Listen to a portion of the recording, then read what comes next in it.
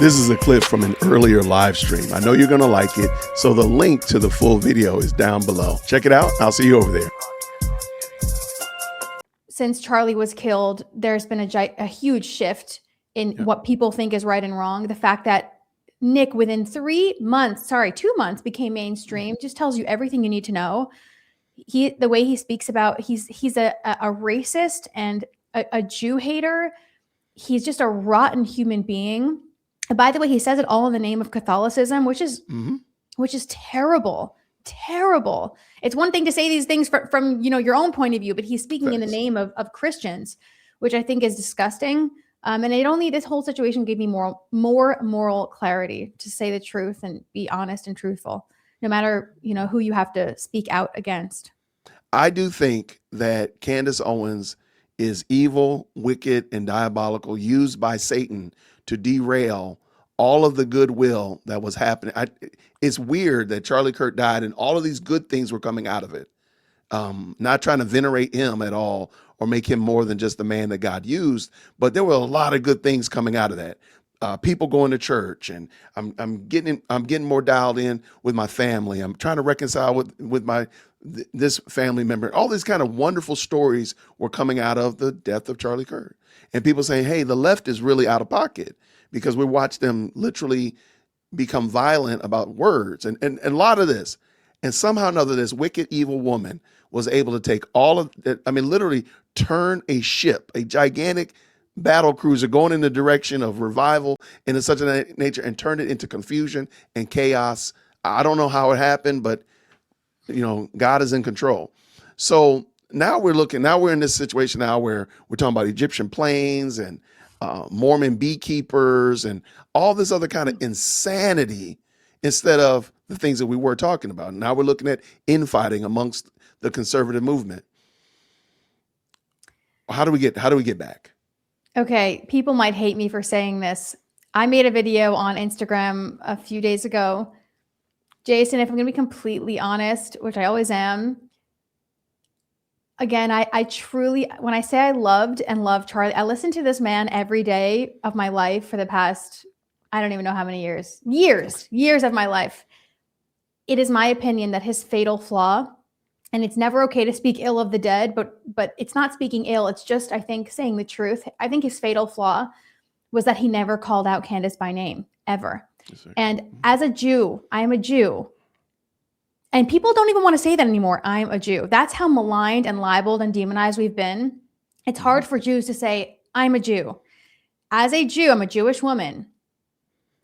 The things she said about Jews, the conspiracies she's woven around the Jewish identity, that we are Satanists, that we worship demons, right, that we drink Christian blood on Passover, that we have a ring. She actually claimed that there is a Jewish ring, a pedophile Jewish ring who runs Hollywood, and they send out children around the world. And Charlie was alive when she said these things, and he never said anything about it. And I think it's a lesson that when you don't call out evil, when it comes for other people, which Charlie did all the time, but in this particular case, he did not, it will come for you eventually.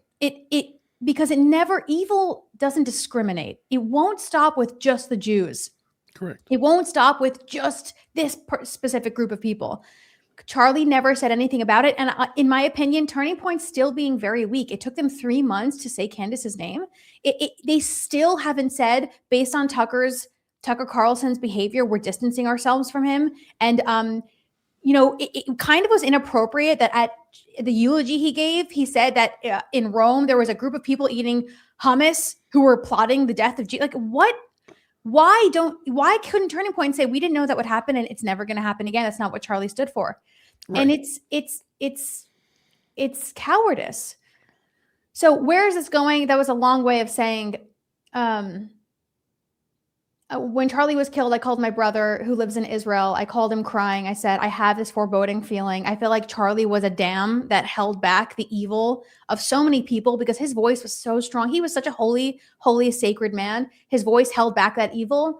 And when he was killed, that dam broke and that evil's just seeping through. It's like a river. And unless people start making dams again and start saying the truth and saying this is wrong. Yes, Tucker Carlson hosting a Christmas party where he invites Candace, who's destroying Turning Point, who has said the most evil things about the people that run it. We are not going to invite him again. He cannot be near Candace and be taking pictures with her and promoting her voice while she's destroying what we're doing. I think I don't see the Conservative Party going in a good place, in a good direction, unless people are strong enough to say the truth. I agree with you 100%.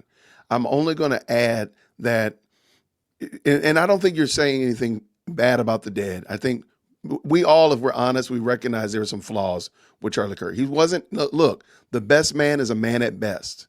So do not venerate anybody. Rahel is a wonderful hostess. I'm pretty decent, but literally we are in the hands of God. Do not look at us. We're just tools. And when he decides to put us away, then that's what he does. So don't do that. We can say, you know what? Yeah, Charlie was great, but he did have this flaw. He had some Achilles heels in some areas. And I think one of them was helping. I believe exactly what you said pertaining to Candace. But I also think that there's some things that he wasn't very clear on or very knowledgeable on dealing with issues right here in the States. Right here, I'm fine with the things outside of the United States, but there's some things right here that just seemed almost, for lack of a better term, flippant in your discussion about it. We need to have a real good discussion about the marriage rate and children being born out of wedlock inside the Black community. We really need to have that, and we don't need to be flippant about it. It's terrible. There's something that we need to have a conversation about. We can't be flippant about that. We can't just be like off-putting about it, because we need to be able to discuss that. And I don't think Charlie, there's some key areas like that I feel like Charlie just wasn't able to discuss and talk about. And let's be 100% honest with you, Candace didn't do it either. So when she was really, diehard about talking about the Black community, she did a horrible job. And she put off people far more than she entreated people in to hear her position. So I think that that's an area that they could definitely improve on. Turning Point could improve on moving forward, because I do think they're going to stay relevant. They're going to stay relevant. They might be Michael Jordan on the Charlotte Hornets, not on the Bulls, but they're going to still be relevant, and we'll see coming into the next election cycle. What else do you see pertaining to what we can do as conservatives and those persons on the right moving forward? Because we do need to work on building back our coalition, because I don't know how, but we've lost a lot of coalition in just 90 days. So what do you see? Well, I think that it's very much connected to what I just said, but unity is everything.